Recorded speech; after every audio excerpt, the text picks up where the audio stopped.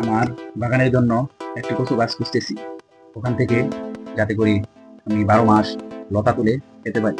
আমাদের বিলে প্রচুর লতা পাওয়া যায়, কিন্তু ওখান থেকে আসলে লতা তোলা আমার পক্ষে কোনোভাবেই সম্ভব না। তাই আমি চিন্তা করলাম যে একটা আস্ত কচু গাছ আমার বাগানে নিয়ে আসি। অনেক খুঁজতেছি, এই দেখেন, অনেক খোঁজাখুঁজি করে দেখেন, অনেক খুঁজতেছি, খোঁজাখুঁজি করে এই তো জানতো আমাকে প্রায় পেয়ে গেছি।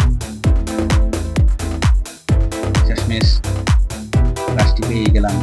এখন এই তো পেয়ে গেছি। এখন এটাকে একটু চাপ করে আমার ছাদ বাগানে যুক্ত করবো। এই দেখেন কত বড় বড় লতা, এরকম সুন্দর অনেক লতা হয় আমাদের দিয়ে।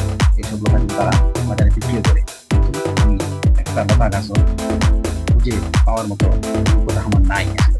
তার জন্য ছাদে নিয়ে আসলাম, যাতে মন চাইলেই আমি তুলতে পারি, খাইতে পারি। ধন্যবাদ। আমার বাগানের জন্য একটি কচু গাছ খুঁজতেছি, ওখান থেকে যাতে করে আমি 12 মাস লতা তুলে খেতে পারি।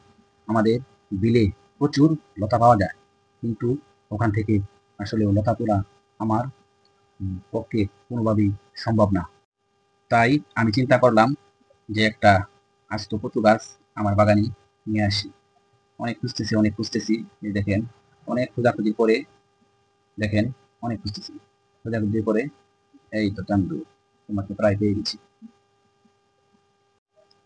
শেষমেশ গাছটি পেয়ে গেলাম। এখন এই তো পেয়ে গেছি। এখন এটাকে একটু চাপ করে আমার ছাদ বাগানে যুক্ত করব। এই দেখেন কত বড় বড় লতা, এরকম সুন্দর অনেক লতা হয় আমাদের দিয়ে। এইসব লতা কিন্তু তারা বাজারে বিক্রিও করে, কিন্তু আমি একটা লতা গাছও খুঁজে পাওয়ার মতো যোগ্যতা আমার নাই আসলে। তার জন্যই ছাদে নিয়ে আসলাম, যাতে মন চাইলেই আমি তুলতে পারি, খাইতে পারি। ধন্যবাদ।